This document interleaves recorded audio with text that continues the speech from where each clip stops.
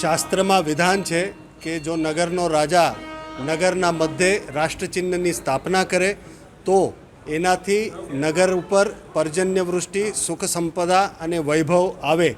નગરજનોના આ કીર્તિમાન સ્થાપિત થાય, જૂનાગઢ નગરનું નામ રોશન થાય, એ હેતુથી જૂનાગઢના રાજા તો હવે નગરના નાથ એવા જૂનાગઢના નાથ જ કહેવાય. એટલે ભૂતનાથ મહાદેવના પ્રાંગણમાં રાજ્યના રાજા એટલે મુખ્યમંત્રીના હસ્તે આજે રાષ્ટ્રચિહ્નનું અનાવરણ બધા અમારા સંતો, વડીલો અને નગરજનોના ઉપસ્થિતિમાં અનાવરણ કરવામાં આવ્યું. આપ સૌને ખૂબ ખૂબ શુભકામનાઓ.